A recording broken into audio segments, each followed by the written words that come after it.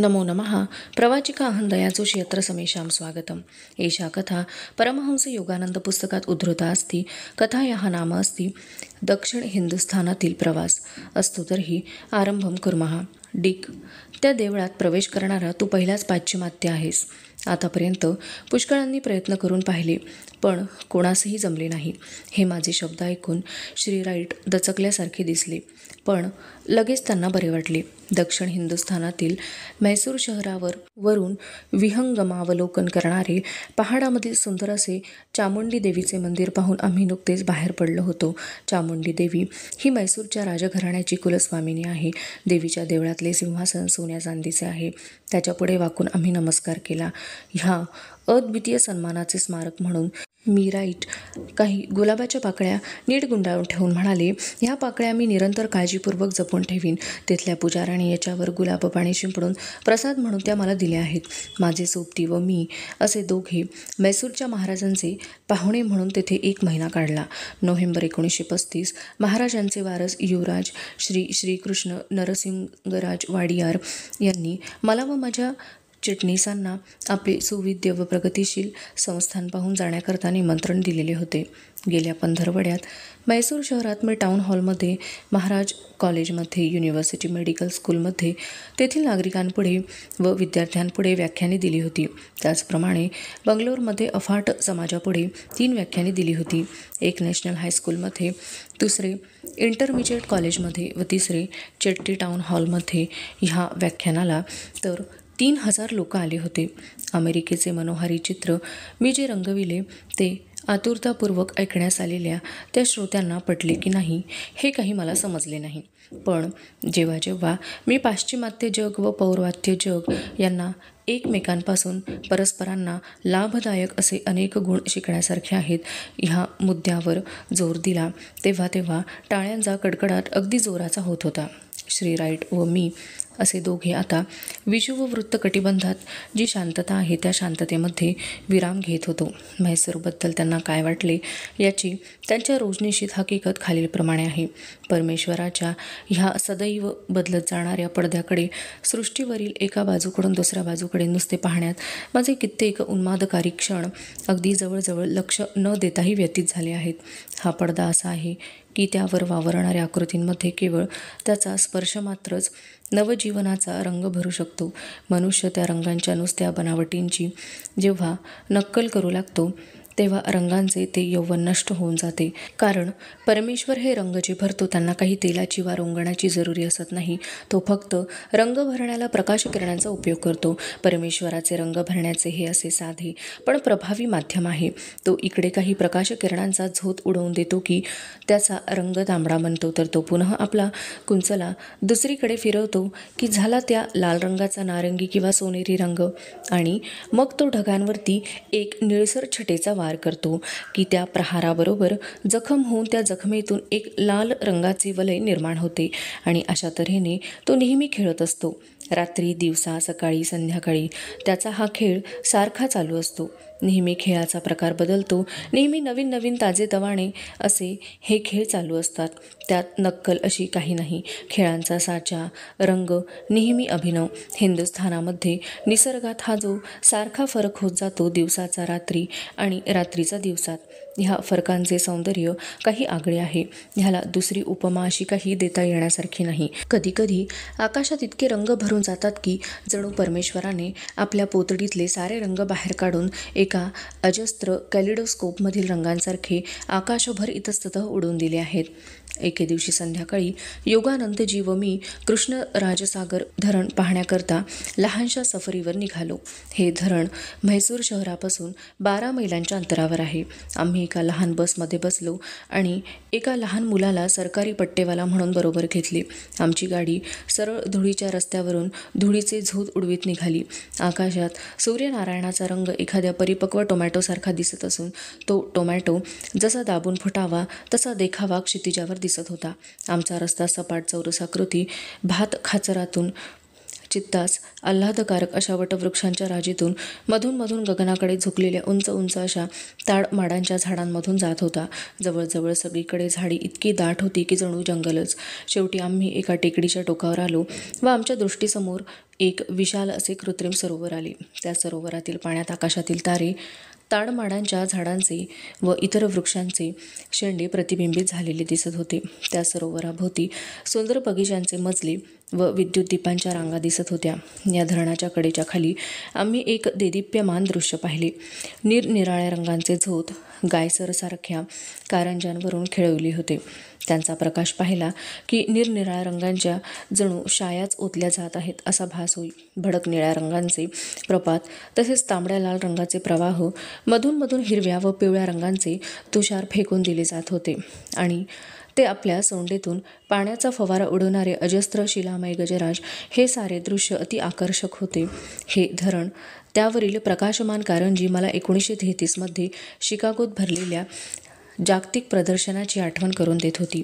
हे अतिशयच आधुनिक पद्धतीचे आहे व त्यामुळे ह्या जुना पुराण्या देशात, भातखाचरांच्या व रांगड्या लोकांच्या देशात अगदी उठून दिसते. हिंदी लोकांनी आमचे इतके प्रेमळ स्वागत केले की मला अशी भीती वाटते की योगानंदजींना परत अमेरिकेत नेण्यासाठी माझ्या अंगात आता ताकद राहणार नाही. आणखी एक गोष्ट जिचा लाभ क्वचितच भाग्यवशात होतो ती म्हणजे हत्तीवरची स्वारी. काल आम्हाला युवराज साहेबांनी आपल्या वसंत प्रासादामध्ये मुद्दाम बोलावले. त्यांच्या गजशाळेतील एका अवाढव्य हत्तीवर बसून रपेट करण्याकरता त्यांनी आम्हाला बोलावले होते. मी हौद्यात बसण्यासाठी वरती चढण्याकरता लावलेल्या शिडीच्या पायऱ्यांवर पाऊल ठेवले. हौदा एखाद्या पेटीसारखा असून आतील बैठकीभोवती रेशमाचे तक्के ठेवलेले होते. हत्तीने चालावयास सुरुवात केल्याबरोबर त्याचे ते एका बाजूकडून दुसऱ्या बाजूकडे झुलणे, मध्येच धक्का देणे, मध्येच थांबून दम घेणे आणि डोलणे, सर्व काही अगदी रोमांचकारक. काही बोलायला किंवा काही काळजी करायला काही फुरसतच उरली नाही. ह्या दिव्यातून जीव बचावून बाहेर कसा पडतो ही काळजी. दक्षिण हिंदुस्थान ऐतिहासिक व प्राच्य अवशेषांच्या बाबतीत अतिसमृद्ध आहे. ह्या प्रदेशाचे एक निश्चित असे सौंदर्य आहे, अशी रमणीयता आहे की जिचे वर्णन करता येण्यासारखे नाही. म्हैसूर संस्थानच्या वरती हैदराबाद संस्थान हा एक चित्रविचित्र पठार प्रदेश असून त्यामधून प्रतापी अशी गोदावरी नदी वाहते. शिवाय विस्तृत सुपीक खोरी आहेत. रमणीय असा नीलगिरी पर्वत आहे. तसेच काही भागात उघडे बोडके चुनखडीने व खडकाने भरलेले डोंगर आहेत. हैदराबादचा इतिहास फार जुना व मनोरंजक आहे. त्या इतिहासाला सुरुवात 3000 वर्षांपासून आंध्रवंशीय राजांच्या राजवटीपासून होते. त्यानंतर किती एक हिंदू धर्मीय राजघराणी ती इसवी सन 1294 पर्यंत. त्या वर्षी हा प्रदेश एका मुसलमान राजवंशाच्या ताब्यात गेला. अखिल भारतातील अगदी आश्चर्याने तोंडात बोट घालायला लावणारे कलाकौशल्य, शिल्पकला आणि चित्रकला सर्व भारतामध्ये जर कोठे पाहायची असेल तर ती हैदराबाद संस्थानात वेरूळ व अजंठ्याच्या जुन्या काळी डोंगरात खोदलेल्या लेण्यांमध्ये सापडेल. एकाच दगडामधून कोरून काढलेल्या वेरूळच्या कैलास मंदिरातील देवांच्या मूर्ती, माणसे व पशु यांच्या अवाढव्य आकृती इतक्या मोठ्या आहेत की त्या मायकेल अँजेलोच्या आकृतीशी अगदी सहज बरोबरी करतात. अजिंठ्याच्या लेण्यात 5 मंदिरं व 25 मठ आहेत. ही सगळी प्रचंड खडकात कोरलेली असून प्रचंड कातरून काढलेल्या खांबांवरती आधारून ठेवली आहेत. या खांबांवर कारागीर आणि शिल्पकार यांनी आपली कला अमर करून ठेवलेली आहे. हैदराबाद शहराची भूषणे म्हटली म्हणजे एक उस्मानिया विश्वविद्यालय व दुसरे म्हणजे भव्य अशी मक्का मस्जिद. या मशिदीत 10,000 मुसलमान प्रार्थनेसाठी पुष्कळदा एकत्र जमतात. म्हैसूर संस्थानचा प्रदेश समुद्रसपाटीपासून 3000 फूट उंचीवर आहे व त्यात उष्ण कटिबंधातील घनदाट अरण्ये आहेत. या अरण्यात रानटी हत्ती, गवे, अस्वले, चित्ते व वाघ हे संचार करीत असतात. संस्थानामधील 2 प्रमुख शहरे म्हणजे म्हैसूर व बंगलोर. ही दोन्ही शहरे मोठी, स्वच्छ व रमणीय आहेत. त्या शहरात सुंदर उद्याने व सार्वजनिक बागा आहेत. कलाकौशल्य व शिल्पकला ही म्हैसूरमध्ये 11व्या ते 15व्या शतकामधील हिंदू राजांच्या आश्रयाखाली अगदी कळसास पोचली होती. 11व्या शतकात विष्णुवर्धन राजाच्या कारकिर्दीत बेलूर येथील मंदिराची रचना पूर्ण झाली. हे मंदिर म्हणजे त्या शतकातील कलाकृतींचा अगदी उत्कृष्ट नमुना आहे. या कलाकृतीत तपशिलाचा बारकावा व भरघोस कल्पनाशक्ती इतकी अप्रतिम आहे की त्याला जगात इतरत्र कुठेही तोड नाही. म्हैसूर संस्थानाच्या उत्तर भागात जे शिलालेख कोरलेले आढळतात ते कोरीव काम ख्रिस्तपूर्व 3ऱ्या शतकात झालेले आहे. ते लेख पाहिले असता सम्राट अशोकाची स्मृती जागृत होते. अशोकाच्या अवाढव्य साम्राज्यात हिंदुस्थान, अफगाणिस्तान व बलुचिस्तान यांचा समावेश होत होता. अशोकाचे हे शिलालेख निरनिराळ्या लोकभाषात खोदलेले आहेत. त्यावरून त्या काळात समाजामध्ये साक्षरता किती होती याचा बोध होतो. शिलालेख 13वा यात युद्धांचा निषेध केलेला आहे. धर्माच्या विजयाखेरीज इतर कोणताही विजय खरा नाही. शिलालेख 10वा यात असे म्हटले आहे की राजाचा खरा पराक्रम तो आपल्या प्रजेला तिची नैतिक पातळी उंच करण्यात किती मदत करतो यावर अवलंबून आहे. 9व्या शिलालेखात खऱ्या दानाची व्याख्या केली आहे. खरे दान म्हणजे काही मालमत्तेचे दान नव्हे, तर सत्वगुणाचे, सत्याच्या प्रसाराचे दान होय. 6व्या शिलालेखात तो प्रजावत्सल सम्राट आपल्या प्रजेला सार्वजनिक कामाच्या चर्चेकरता कोणत्याही वेळेला रात्री दिवसा पाचारण करीत आहे व पुढे असे म्हणत आहे की राजाची अशी कर्तव्ये प्रामाणिकपणे बजावित असताना तो आपल्या प्रजाजनासंबंधीचे जे ऋण आहे त्यापासून स्वतःची मुक्तता करून घेत आहे. अशोक हा महाबलाढ्य चंद्रगुप्त मौर्याचा नातू. ह्या चंद्रगुप्ताने महान सिकंदराने हिंदुस्थानात ठेवून दिलेल्या राखीव शिबंदीला पिटाळून लावले व ख्रिस्तपूर्व 305 या साली आक्रमण करणाऱ्या सेल्युकसच्या मैसिडोनियन सैन्याचा पराभव केला. ह्या चंद्रगुप्ताच्या पाटलीपुत्र येथील दरबारात ग्रीक परराष्ट्र वकील म्हणून मॅगेस्थेनिस हा होता. त्याने जे त्याच्या वेळच्या हिंदुस्थानचे वर्णन लिहून ठेवले आहे त्यावरून तेथील लोक सुखी व धाडसी होते असे दिसून येते. ख्रिस्तपूर्व 298 साली विजयशाली चंद्रगुप्ताने आपल्या राज्याची सूत्रे आपल्या मुलाच्या स्वाधीन केली व त्याने दक्षिण हिंदुस्थानात म्हैसूरजवळ श्रवणबेळगोळ येथे एका दगडी गुहेमध्ये अगदी निष्कांचन अशा वैराग्याप्रमाणे आपल्या आयुष्याची शेवटली 12 वर्षे आत्मानुभव मिळवण्याच्या हेतूने घालविली. आज श्रवणबेळगोळ हे पवित्र ठिकाण समजले जाते. याच ठिकाणी जगातील सर्वात मोठा असा प्रचंड शिलाखंडात कोरलेला भव्य दगडी पुतळा आहे. हा पुतळा जैनांनी इसवी सन 983 या साली जैन मुनी गोमतेश्वर याच्या स्मरणार्थ स्थापिला. सिकंदर ज्यावेळी हिंदुस्थानावर स्वारी करून आला त्यावेळी त्याच्याबरोबर व त्याच्यानंतर आलेल्या ग्रीक इतिहासकारांनी आणि इतरांनी मनोरंजक गोष्टी बारकाईने लिहून ठेवलेल्या आहेत. एडियन, डिओडोरस, प्लुटार्क व स्ट्रेंबो जो भूगोलशास्त्रज्ञ होता यांनी जी वर्णने लिहून ठेवली आहेत त्यांची भाषांतरे डॉक्टर JW मॅकग्रेंडल यांनी लिहून ठेवली आहेत. त्यावरून प्राचीन भारतातील तत्कालीन लोकस्थितीवर चांगला प्रकाश पडतो. सिकंदरची ही स्वारी अयशस्वी झाली खरी, पण ह्या स्वारीचे वैशिष्ट्य असे आहे की या स्वारीच्या निमित्ताने सिकंदराने भारतीय तत्त्वज्ञानाचा परिचय करून घेतला. येथल्या योगी साधू पुरुषांच्या भेटी घेतल्या आणि त्यांच्या सहवासात तो राहिला. मॅसिडोनचा हा योद्धा उत्तर हिंदुस्थानातील तक्षशिला या ठिकाणी आल्यावर तेथील एक सुप्रसिद्ध संन्यासी दंडामिस याला बोलवण्याकरता सिकंदराने डिओजिनिस याच्या हेलेनिक तत्त्वज्ञान प्रणालीचा एक शिष्य ओनेसिक्रोटोस यास पाठविले. हे ब्रह्मोपदेशक आपले स्वागत असो. दंडामिस यांना त्यांच्या अरण्यातील आश्रमामध्ये शोधून काढल्यावर ओनेसिक्रोटोस याने त्यांना अभिवादन केले. पराक्रमी असा जो देव झ्यूस त्याचा मुलगा सिकंदर जो सर्व लोकाधिपती आहे त्याने आपल्याला बोलावले आहे. जर आपण त्याच्याकडे जाल तर तो तुम्हाला मोठमोठ्या देणग्या देईल.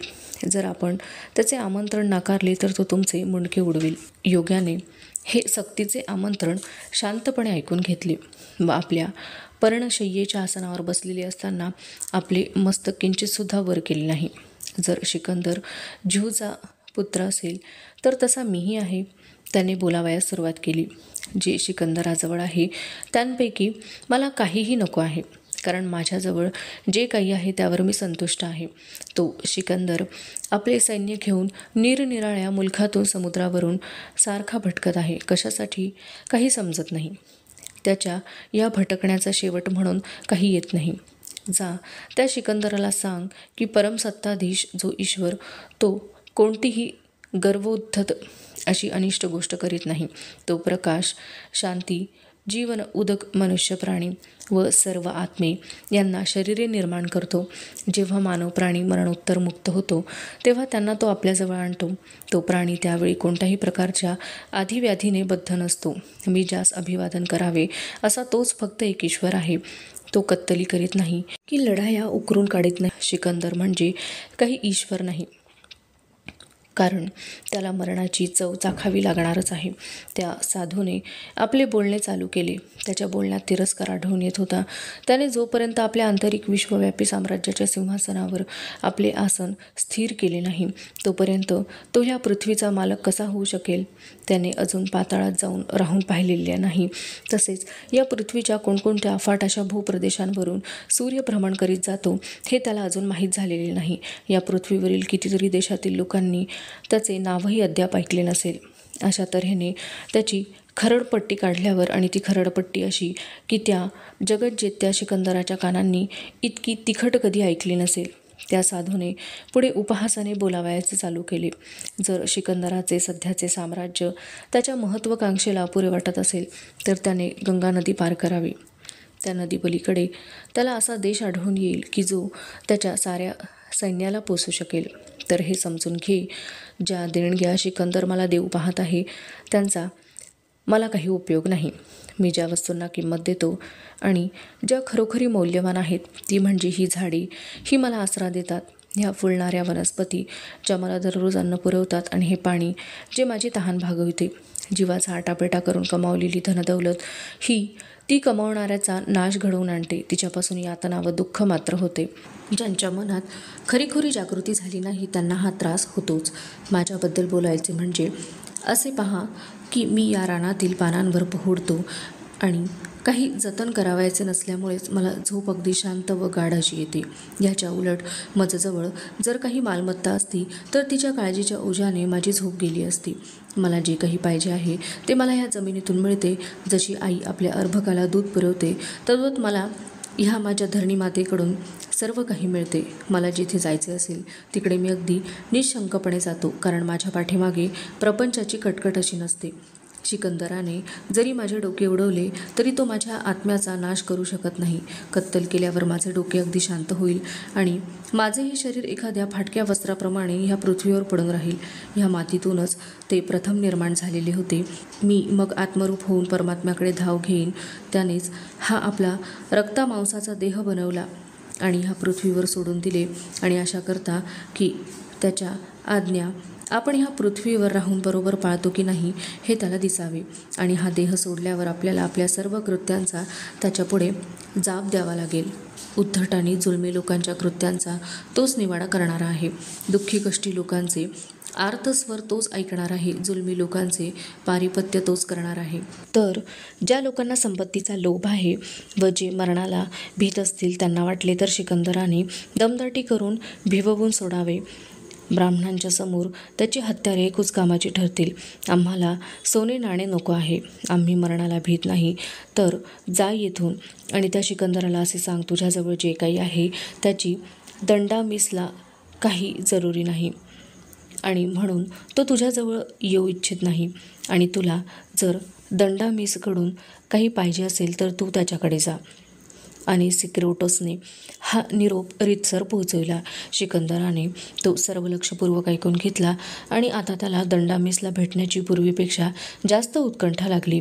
आता दंडामिस वृद्ध होता, नंगा साधू होता, पण अनेक देश ज्याने पादाक्रांत केले होते अशा त्या जगज्जेत्या सिकंदराला तोच एकटा प्रतिस्पर्धी भेटला की ज्याच्यापुढे त्याची मात्रा काही चालेना.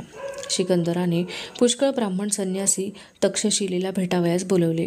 ते ब्राह्मण तत्त्वज्ञानविषयक प्रश्नांना अगदी मुद्देसूद व विद्वत्ताप्रचूर उत्तरे देण्यात निष्णात होते. प्लुटार्कने अशा एका संवादाची हकीकत टिपून ठेवली आहे. सगळे प्रश्न सिकंदराने स्वतः तयार केले. अधिक संख्याक कोण आहेत, जिवंत लोक की मेलेले लोक? जिवंत, कारण मेलेले असे लोक असतच नाहीत. मोठ्या आकाराचे प्राणी कुठे उत्पन्न होतात, समुद्रात की जमिनीवर? जमिनीवर, कारण समुद्र हा केवळ जमिनीचाच एक भाग आहे. सगळ्यात हुशार पशु कोणता? माणसाला अजून ज्याचा परिचय झालेला नाही असा कोणी एक प्राणी. ज्याची ओळख झालेली नसते अशा वस्तूला मनुष्य भीतो. प्रथम काय निर्माण झाले, दिवस की रात्र? दिवस हा एका दिवसाने अगोदर झाला. हे उत्तर ऐकून सिकंदर गारच पडला. त्यानंतर ब्राह्मणाने पुस्ती जोडली. अशक्य प्रश्नांना अशक्यच उत्तरे द्यावी लागतात. मनुष्य हा आपल्याला लोकांचा आवडता असा कसा करू शकेल? जो मनुष्य आपल्या ठिकाणी पुष्कळ सामर्थ्य असूनही आपल्याबद्दल इतरांच्या मनात भीती उत्पन्न करीत नाही, तो मनुष्य सगळ्यांना प्रिय होतो. मनुष्य देव कसा होऊ शकेल? माणसाला जे करता येणे शक्य नाही ते करून दाखवून. अधिक सामर्थ्यवान कोण? जीवन की मरण? जीवनात अनेक अनिष्ट गोष्टी सहन कराव्या लागतात. हिंदुस्थानातून आपल्याबरोबर एका खऱ्या योग्याला आपला उपदेशक म्हणून घेऊन जाण्यात सिकंदराला यश आले. हा योगी म्हणजे कल्याण, ज्याला कालानोस या नावाने ग्रीक इतिहासकार ओळखतात. हा योगी सिकंदराबरोबर इराणमध्येही आलेला होता. अमुक एका नियोजित दिवशी इराणमध्ये सुसा या शहरी समस्त मॅसिडोनियन सैन्याच्या डोळ्यादेखत त्याने दग्ध चितेमध्ये प्रवेश करून आपल्या जीर्ण शरीराचा त्याग केला. इतिहासकारांनी असे नमूद करून ठेवले आहे की अशा तऱ्हेने स्वतःच जाळून घेत असताना योग्याने हो की चूक केली नाही. त्याला वेदनांची किंवा मृत्यूची भीतीच नव्हती. हे पाहून सर्व सैनिकांनी आश्चर्याने तोंडात बोटे घातली. चितेमध्ये प्रवेश करण्यापूर्वी कालानोसने आपल्या जिवलग मित्रांना प्रेमाने आलिंगन दिले. पण सिकंदरचा तसा निरोप घेतला नाही. त्याला तो फक्त एवढेच म्हणाला, मी तुला नंतर बाबिलोनमध्ये भेटेन. सिकंदरने नंतर इराण सोडले व 1 वर्षाने तो बाबिलोनमध्ये मरण पावला. भारतीय गुरूच्या म्हणण्याचा आशय म्हणजे भविष्यवाणी होती की मी सिकंदराबरोबर त्याच्या हयातीत व त्याच्या मरणाच्या वेळी असेन. ग्रीक इतिहासकारांनी हिंदुस्थानातील समाजस्थितीबद्दल पुष्कळ भरघोस व उत्साहपूर्ण वर्णन केले आहे.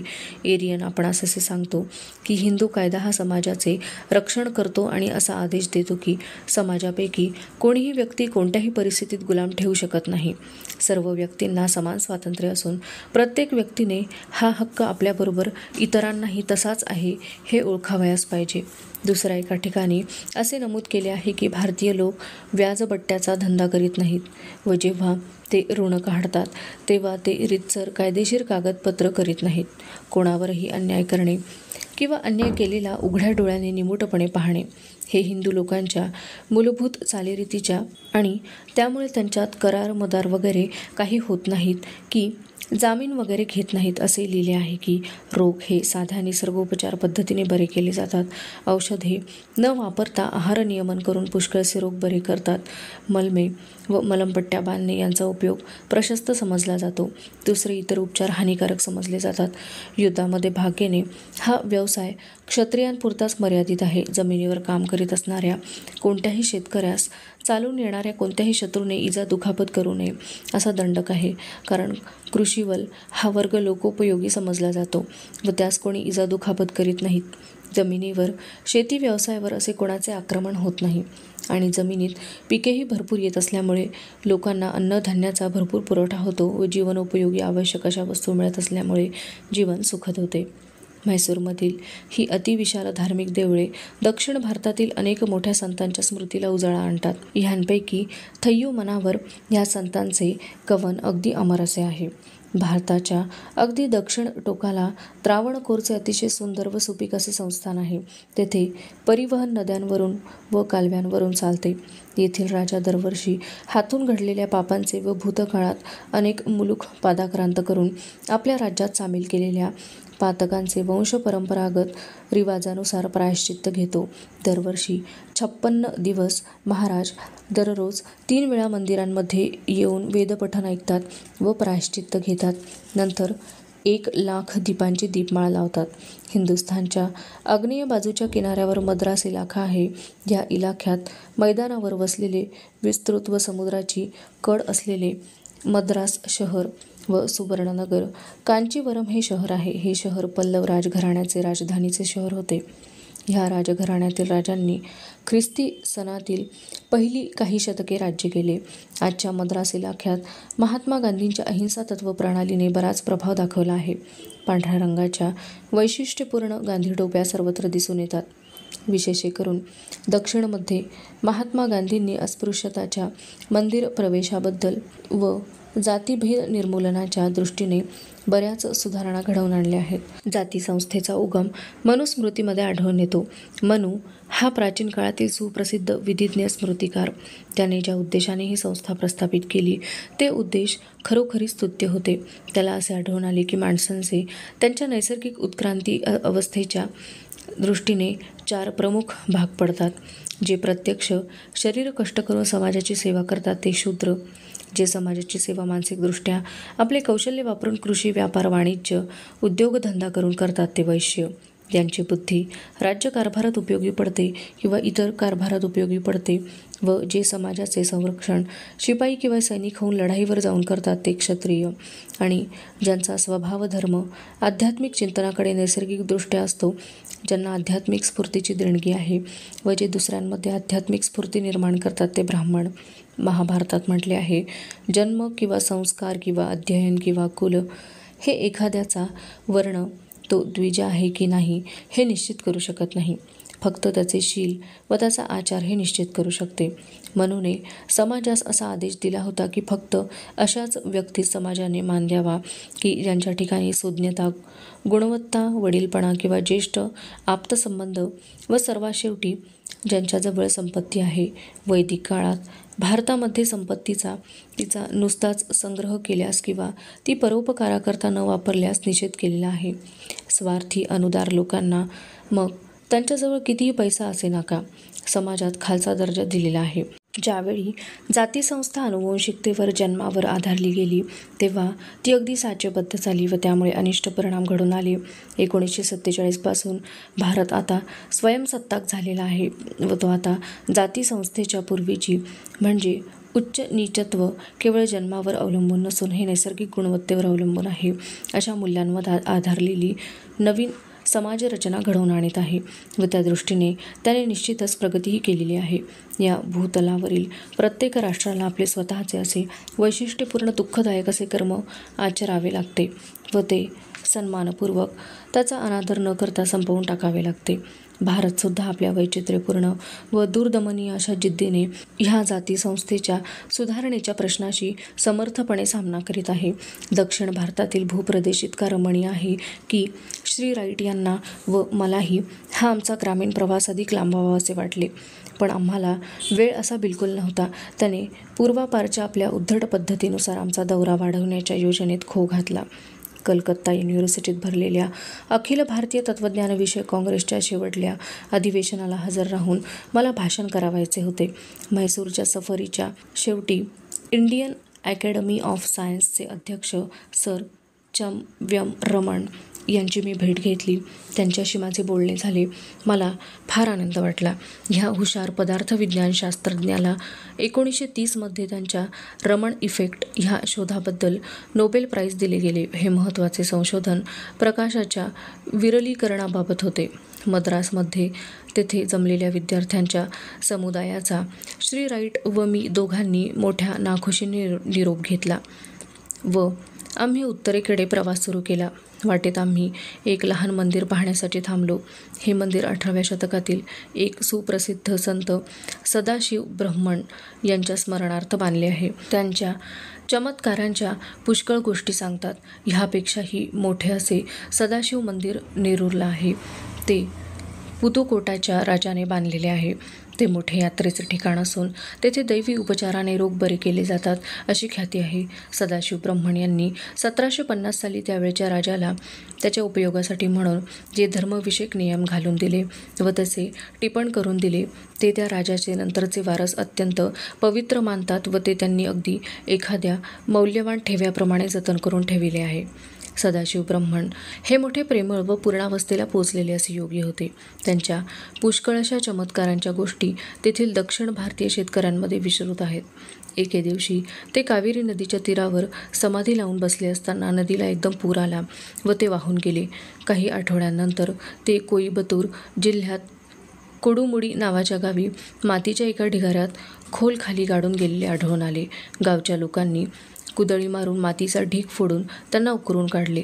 त्याबरोबर ते एकदम उठले व मोठ्या वेगाने चालावयास लागून दूर निघून गेले. एकदा त्यांनी एका वयस्क अशा वेदांती प्रकांड पंडिताशी वितंड वाद घातला. तेव्हा त्यांच्या गुरुने त्यांची निर्भर्त्सना केली. तेव्हापासून सदाशिव ब्रह्मण यांनी मौन धारण केले. गुरु त्यांना बोलले, पोरा, सैल सुटलेली तुझी ही जीभ आवरायला तू केव्हा शिकणार? आपल्या आशीर्वादाने आतापासूनच. सदाशिव ब्रह्मण यांच्या गुरुचे नाव स्वामी श्री परम शिवेंद्र सरस्वती. त्यांनी दहर विद्या प्रकाशिका नावाचा ग्रंथ व उत्तर गीतेवर एक विद्वत्ता प्रचुर भाष्य लिहिले आहे. परमेश्वर भक्तीने मूढ झालेले सदाशिव ब्रह्मण हे पुष्कळदा रस्त्यावर दिगंबर स्थितीत नाचताना आढळून येत. तेव्हा काही लोकांना ते फार अशिष्ट वाटे व त्यांनी त्यांच्या गुरुकडे त्यांच्याविरुद्ध तक्रार नेली. त्यांनी सांगितले, महाराज, सदाशिव हा एक वेडा माणूस आहे. पण परमशिवेंद्र गमतीने हसले आणि म्हणाले, अरे रे, असे वेडे पण इतरांच्या ठिकाणी असते तर काय बहार झाली असती. सदाशिव ब्रह्मण यांच्या आयुष्यात पुष्कळ विलक्षण व सुंदरशा घटना घडून आल्या. त्यांमध्ये दैवी शक्तीचा हात होता असे दिसून येते. या जगात जागोजाग अन्याय घडून येत आहे असे वाटते, पण परमेश्वरास अन्याय ताबडतोब दिसून येतो व अशा त्याच्या न्यायबुद्धीची असंख्य उदाहरणे त्याचे भक्त लोकांपुढे दाखवून देतात. एकदा रात्रीच्या वेळी समाधी अवस्थेत असते एका श्रीमंत गृहस्थाच्या धान्याच्या कोठारापाशी थांबले.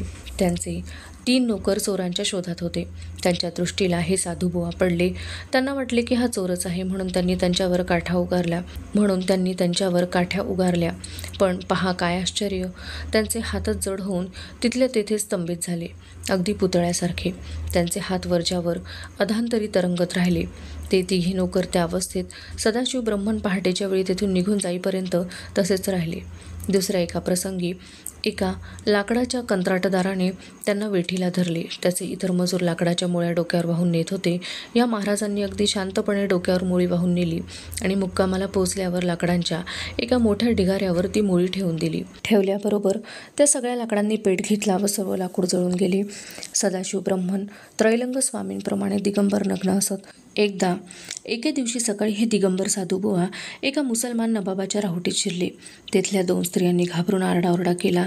त्या नवाबाने सदाशिव ब्रह्मण यांच्यावर तलवारीने एक असा अमानुष प्रहार केला की त्यांचा एक हात अगदी खांद्यापासून तुटून खाली जमिनीवर पडला व सदाशिव ब्रह्मण काही पर्वा न करता तिथून निघाले. त्या नवाबाचे हृदय आश्चर्याने व पश्चात्तापाने भरून आले. त्याने तो तुटलेला हात उचलला व तो सदाशिव ब्रह्मण यांच्या पाठोपाठ जाऊ लागला.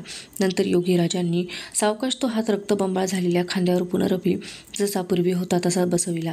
त्या नवाबाने मग जेव्हा नम्रतेने आपणास काही बोध करावा म्हणून विनवले, तेव्हा त्यांनी वाळूमध्ये बोटांनी लिहून दाखवले, तुला जे करावेसे वाटते ते तू करू नकोस, मग तू वाटेल ते कर. त्या मुसलमान नवाबास या बोधामृताने वरच्या विशुद्ध अशा मनस्थितीप्रत नेले. सकृतदर्शनी या उपदेशात विरोधाभास दिसत होता, पण त्याचा सांकेतिक अर्थ असा होता की तुम्ही अहंकारावर जय मिळवा की मोक्षाचा दरवाजा आपोआप उघडेल. ह्या थोड्या पण वेचक शब्दांचा त्या लढवय्यावर इतका प्रभाव पडला की तो त्यांचा एक सुयोग्य असा शिष्य बनला. त्याचे पूर्वीचे चरित्र सगळे बदलून गेले. एकदा गावातल्या मुलांनी सदाशिव ब्रह्मण यांच्याकडे हट्ट धरला की आम्हाला मदुरेला धार्मिक महोत्सव पाहायला घेऊन जा. आता मदुरा राहिली 150 मैलांच्या अंतरावर. योगीराजांनी मुलांना सांगितले की माझ्या अंगाला स्पर्श करा आणि पहा काय चमत्कार.